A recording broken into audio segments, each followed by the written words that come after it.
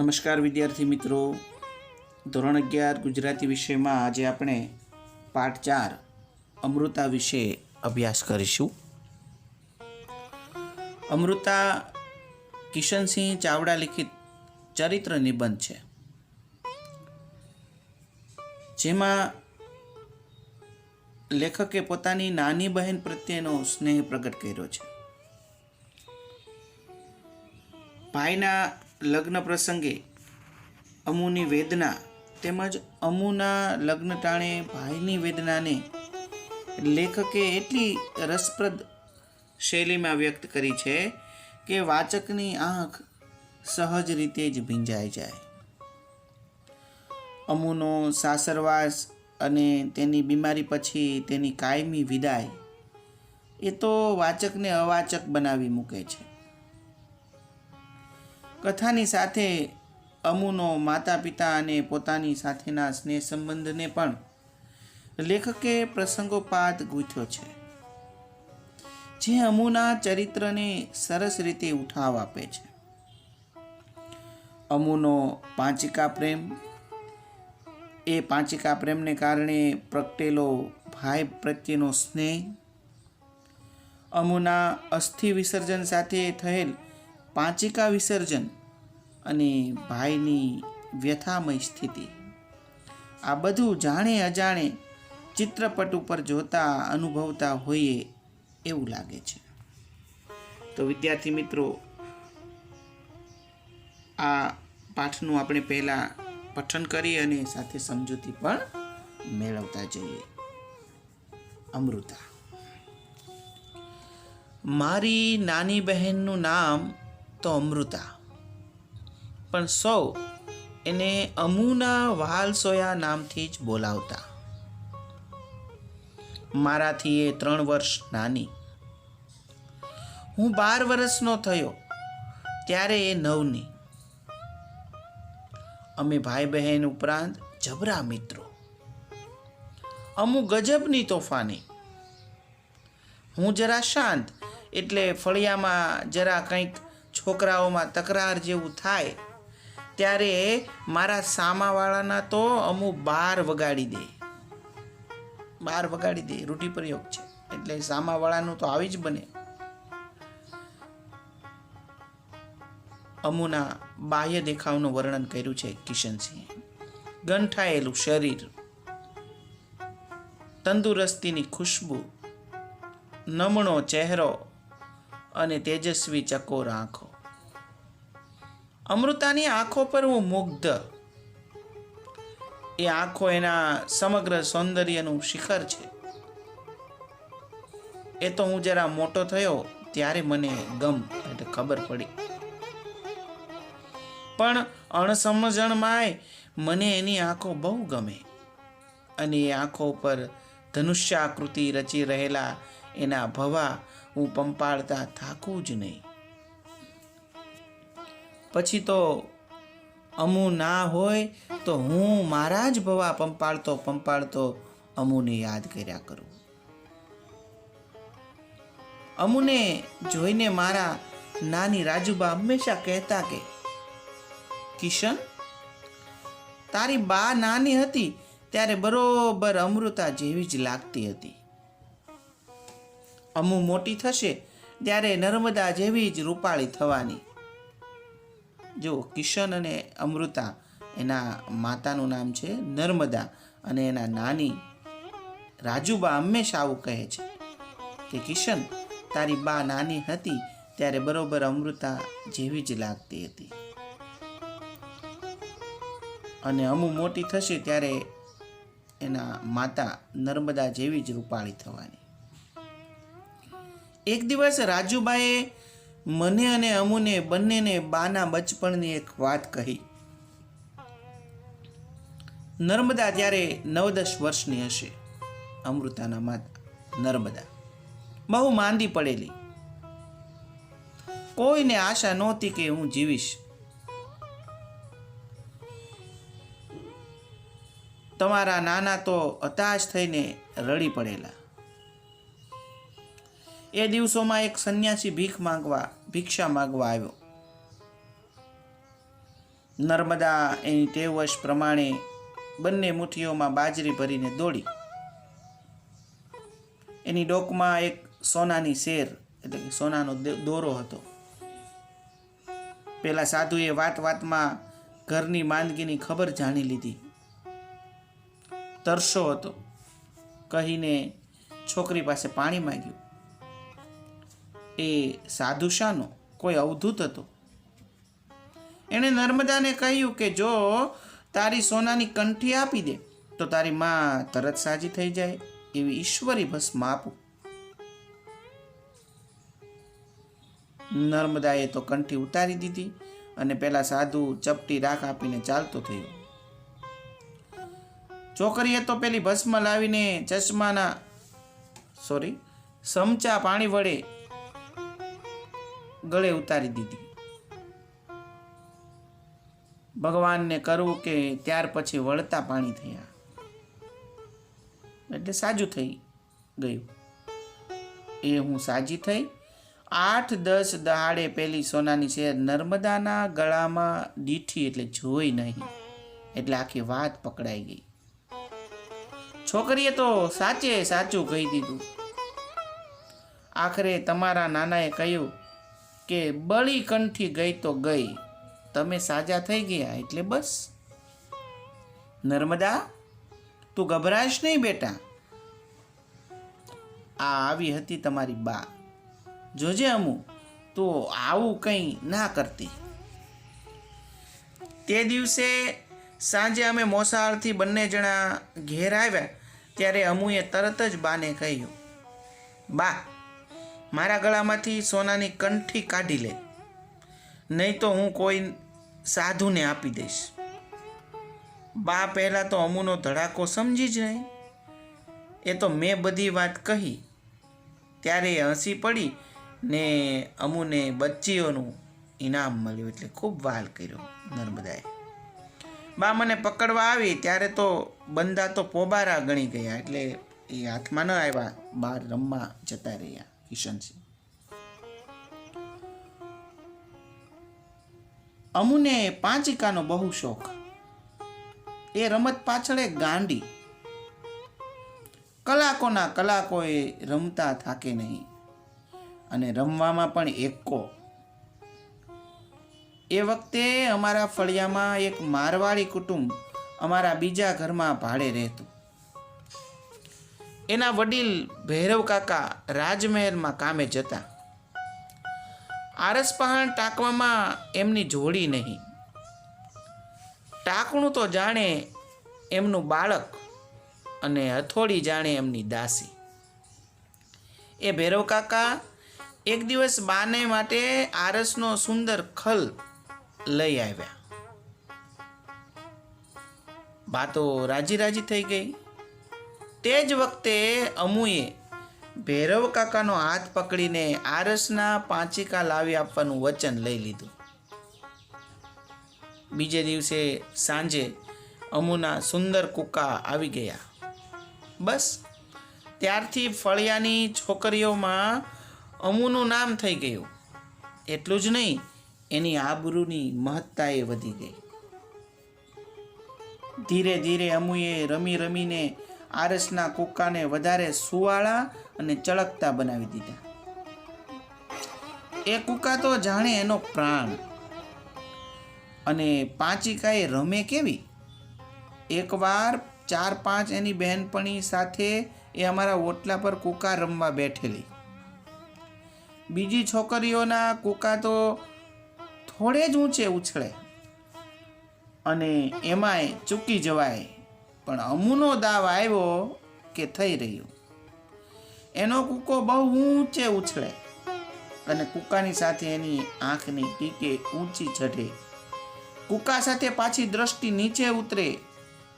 એક તો અમુની આંખો ચબરાક, તેમાં આ કૂકાની રમતે એને વધારે અણિયાળી બનાવેલી. એ ગુસ્સે થાય ત્યારે એની ભ્રમરો એવી ચઢે કે બા બિચારી તરત જ નમતું મૂકી દે. અમુને એના આરસના કૂકા અતિશય વાલા.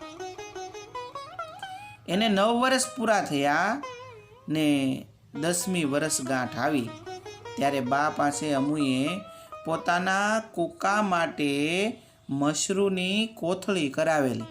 વરસગાંઠ એટલે એનો જન્મદિવસ આવ્યો ત્યારે. કૂકા તો અમુનું અમૂલ્ય ઘરેણું, એની મોંઘી મિલકત. મને 12મું વર્ષ ઉતરીને 13મું બેઠું કિશનને. અમારા ઘરમાં ત્યાર પછી તરત ધમાલ જ શરૂ થઈ. એટલે કંઈક ક્રિયાઓ શરૂ થવા લાગી. ધમાલ શરૂ થઈ. અનાજના કોથળા આવવા માંડ્યા. હું નિશાળેથી આવું ત્યારે બાની મદદમાં ફોઈ, માસી, મામી બધા હાજર હોય અને અનાજ સફાઈ ચાલતી હોય. એ તો ધીરે ધીરે મને ખબર પડી કે મારા લગ્નની તૈયારીઓના પાશેરાની પહેલી પૂણી હતી. એટલે કે મારા લગ્નની તૈયારી થઈ રહી છે. જો ત્યારે કિશનસિંહ ફક્ત 12 વર્ષના છે. લગ્નનો દિવસ જેમ જેમ પાસે આવતો ગયો તેમ તેમ ધમાલ વધતી ગઈ. મારું મહત્વ ઘરમાં વધતું ગયું. વરરાજા ખરા ને. આ વાત અમુને નવી લાગી, કારણ કે અમારો બંનેનો પહેલો જેટલો સાથ સથવારો હવે ન રહ્યો. ધીરે ધીરે ઓછો ને ઓછો થવા માંડ્યો. અમુ અને મારી વચ્ચે વાહલની રેશમગાંઠ એવી તો સજ્જડ બંધાયેલી કે અમે બંને આ નવી પરિસ્થિતિ સહી ના શક્યા. પણ અમુ તો મારા કરતાં વધારે ગુસ્સાવાળી, એટલે એનો ક્રોધ તો અનેક રીતે પ્રગટ થતો ગયો. એની અરજીબાઈએ હસી કાઢી એટલે બાપુજી સુધી પહોંચી કે ભાઈનું લગ્ન બંધ રાખવું અને પરણવાની આખી વાત જ ઉડાડી દેવી. પણ બિચારી અમુનું કોણ માને? કુળવાનનું ઘર, પ્રતિષ્ઠા સારી, સંબંધીઓનો વિસ્તાર ઘણો, એટલે છોકરો બાળપણમાં જ 4 હાથવાળો થશે એ વિચારે કુટુંબીઓના હરખનો પાર નહોતો. જે દિવસે મને પીઠી છોડી તે દિવસે અમુ ચોધાર આંસુએ રડી પડી. ઓ મારા ભાઈ રે! બા અને બાપુજીથી પણ એ છાની ન રહી. પછી મેં જ જ્યારે એને બાથમાં લીધી ત્યારે એના ડૂસકા શમ્યા. લગ્નમાં સોએ મને કંઈક ને કંઈક ભેટ આપી. બધાએ, સૌએ. કોઈ કે હાથમાં રૂપિયા પણ મૂક્યા, કોઈ જરીની ટોપી લાવ્યા, માસી સોનાની શેર લાવ્યા, મામીએ હાથની કલ્લીઓ આણી. એમ વસ્તુઓ ઉપરા છાપરે આવવા માંડી. અમુ શું આપે બિચારી? બધા વિખરાયા. જ્યારે હું એકલો રહ્યો ત્યારે અમુ ધીરે ધીરે પાસે આવીને મારી સોળમાં લપાઈ ગઈ અને સંકોચ સાથે ધીરેથી બોલી, ભાઈ, તારા માટે હું હાલ આવી છું. એવું કહી એણે એના પાંચિકાની મશરૂની કોથળી દેખાડી. હું હતો તો બાળક, પણ અમુની આંખમાંથી પડું પડું થતો સ્નેહ જોઈને હું એને બાજી પડ્યો અને અમે બંને પેટ ભરીને રડ્યા. પછી તો અમુ મોટી થઈ, વધારે નમણી બની. એના રૂપમાં યૌવન ઉમેરાયું. એના લાવણ્યમાં એટલે સૌંદર્યમાં ચારુતા ઉગી. એની આંખોમાં મસ્તીને બદલે લજ્જા એટલે શરમ ઉપસી આવી. પણ અમારો સ્નેહ ઉંમર સાથે વધ્યો, ઘટ્યો નહીં. બધા સંજોગો ને સ્થિતિ વટાવીને એ વધારે વિશુદ્ધ, વધારે સહૃદય થયો. એની વિનાશ વધી, એની ભવ્યતા ઓળખાય. ત્યાં તો અમુના લગ્ન લેવાયા. અમુ હવે સાસરે જશે એ વિચારે હું ગમગીન થઈ ગયો. અને એ લગ્નના દિવસ સુધીમાં એ ગમગીની એટલી આકરી થઈ કે એને પીઠી ચઢી ત્યારે હું રડી પડ્યો. જો બંને ભાઈ બહેનનો પ્રેમ કેટલો છે. જ્યારે કિશનસિંહના લગ્ન થતા ત્યારે અમુ ખૂબ રડે છે અને હવે અમુ લગ્ન કરી સાસરે જવાની છે ત્યારે લેખક પણ ખૂબ રડી પડે છે. અમુની વિદાય હતી. બાની આંખોમાંથી શ્રાવણ ભાદરવો વરસતા હતા, ખૂબ જ આંસુ. સગાવાલા રડતી આંખે દિગ્મૂઢ બનીને સાક્ષી થઈ રહ્યા હતા. ચોઘડિયા આકરા લાગતા હતા. વાતાવરણમાં સમજાતી હતી મંગલતા અને અનુભવાતું હતું કારુણ્ય. હું બાની પાછળ પડેલે ચહેરે ઊભો હતો. મારા અંતરમાં ગજબની ગડમથલ ચાલતી હતી. કશું સમજાતું નહોતું, પણ એકલતાની લાગણી સર્વોપરી હતી. મેં આગ્રહ કરીને બાપુજી પાસે 25 રૂપિયા લીધેલા. એ રૂપિયા મારા લગ્નમાં અમુએ આપેલી એની પાંચિકાવાળી મશરૂની થેલીમાં એ કૂકા સાથે મેં મૂક્યા હતા. અમુ ગાડીમાં બેસવા જાય ત્યાં જ મેં એ થેલી ધીરેથી એના હાથમાં સરકાવી દીધી. એણે મારી સામે જોયું. એ આંખો હું કદી નહીં ભૂલું. એ આંખોમાં વહાલ, વિષાદ અને વ્યથાની આખી વાર્તા મૂંગી મૂંગી રડતી હતી. અમને રોતા મૂકીને અમુ રડતી રડતી ચાલી ગઈ. વિદ્યાર્થી મિત્રો, જે બાળકી પાંચિકા રમતી હતી એના જોત જોતામાં લગ્ન થયા છે. સરસ મજાનું કાવ્ય મને યાદ આવે છે. પાંચિકા રમતી તી, દોરડાઓ કૂદતી તી. પાંચિકા રમતી તી, દોરડાઓ કૂદતી તી. ઝૂલતી તી આંબાની ડાળે, ગામને પાદરે જાન એક આવી. મારું બચપણ ખોવાયું એ જ દાડે, ને મારું બચપણ ખોવાયું એ જ દાડે.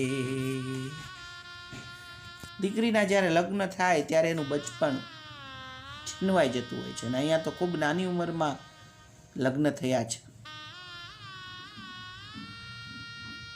એની વિદાયની અમને કંઈક કળ વળી. અમુ પાછી આવી ત્યારે લગ્ન કરી સાસરે ગઈ અને વળી પાછી એ ઘરે આવે છે ત્યારે આની વિદાય, જે 20મી વિદાય હતી, એની કળ વળી. એટલે એમાંથી ફરી પાછું બહાર નીકળાયું. લગ્નના થોડા જ દિવસમાં મારી એ લાડલી બહેન સાવ બદલાઈ ગયેલી. શું પરિવર્તન આવ્યું છે અમુમાં જુઓ. એનો હસતો ચહેરો, મરકતી અને મસ્તીખોર આંખો અને ઉછળતું આખું અસ્તિત્વ બધું જ શાંત થઈ ગયું હતું. જેમ જેમ દિવસો ગયા તેમ તેમ અમુ વધારે શાંત અને શાણી થઈ ગઈ. આવું પરિવર્તન અમુમાં આવ્યું છે. 4 વર્ષ પછી એ સાસરેથી બીમાર થઈને ઘરે આવી ત્યારે હું અને બા એને માંડ ઓળખી શકીએ એટલી બધી બદલાઈ ગઈ હતી. બીમાર થઈ ગઈ છે, ઓળખાતી પણ નથી અમુ. એ અમુ જ નહીં, જાણે એનું ભૂત. નમણી અને સ્નેહ નીતરતી અમુનું આવું રૂપ જોઈને અમે ડઘાઈ જ ગયા. બા તો રડી પડી. થોડા દિવસ થયા ને અમુની બીમારી વધી તે એટલી વધી કે એક સવારે અમને રડતા કકળતા મૂકીને ચાલી નીકળી. અમુનું મૃત્યુ થયું. અમુ જતા ઘરમાં સુનકાર વ્યાપી ગયો. સનસનાટી તૂટી પડી. કુટુંબનું જાણે માંગલ્ય મરી ગયું. બાની આજ્ઞાથી ત્રીજે દિવસે હું નર્મદા અને ઓર નદીના, ઓર એટલે નદીનું નામ છે, નર્મદા અને ઓર આ બંને નદીના સંગમ ઉપર ચાણોદ અમુના અસ્થિ લઈને જવાનો હતો, અસ્થિ વિસર્જન માટે. બા ને હું અમુની પેટીની વસ્તુઓ વગે એટલે એકઠી કરતા હતા. એમાંથી એની લગ્ન વખતની સૌભાગ્ય ચૂંદડીની ગળીમાંથી પેલી મશરૂની થેલી નીકળી. મેં ઉગાડીને જોઈ તો અંદર પેલા 5 આરસના કૂકા તૂટિયું વળીને પડ્યા હતા.